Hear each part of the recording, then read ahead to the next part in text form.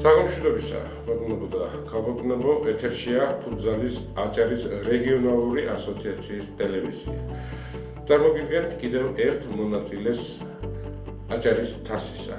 ბატონი შოთა გაგოა, ბათუმის ნავსადგურისა და ტერმინალის გუნდი, ერთობლივი გუნდი. მოგესალმებით, ბატონი შოთა, საკუთარი სკოლისა, დიდი მადლობა სტუდიაში მობრძანებისათვის. ბატონი შოთა, 10 მარტს იწყება აჭარის თასი. Თქვენი აზრი ამ ტურნირის შესახებ? სიტყვების არ ყოფნის, იმიტომ რომ 94 წლის მერე ესეთი სერიოზული ტურნირი არ ჩატარებულა, ეს დანამდვილებით ვიცი. მაშინდელი ტურნირი ბათუმის ნავსადგურმა მოიგო ჩვენთან, ავტოგადამამუშავებელი ქართლის გუნდთან.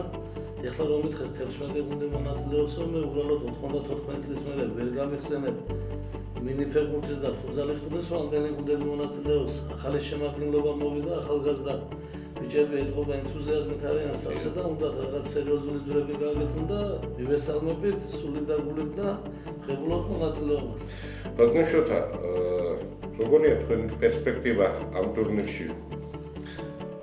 არ ვიცი, ხო გეუბნებ 16 გუნდი ბოლოს არ ყოფილა და ეხლა რომ მითხრა ბატონმა გივიმ, აქ პროფესიონალების თამაშობენ და უფრო სერიოზული სახე მიიცემა და მე როგორც გავიგე, ამ ტურნირის ბოლო ძირითადი შედეგი ის არის, რომ აჭარაში შეიქმნას ერთ-ერთი თუ ძლიერი არა, სერიოზული გუნდი და ჩვენაც მივესალმებით თუ ვინმეს აიყვანებენ ჩვენი გუნდიდან და პერსპექტივა მგონი რაღაც ფავორიტებში შევდივართ, იმიტომ რომ ბათუმის ნავსადგურის და ტერმინალის გუნდი ბოლო ტურნირებში 80-90% ჩვენ მივმარჯვეთ ამ ტურნირებს.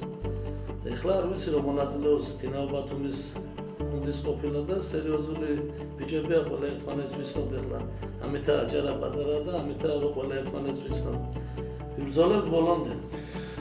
დიდი მადლობა, ბატონი შოთა, წარმატებებს გისურვებთ თვითმფრინავის ყოვლისა და ჩვენს ტელემაყურებელს კი შევახსენებ, რომ ჩვენი სტუმარი გახდათ ბატონი შოთა გაგოა, ბათუმის ნავსადგურისა და ტერმინალის გაერთიანებული გუნდის ხელმძღვანელი.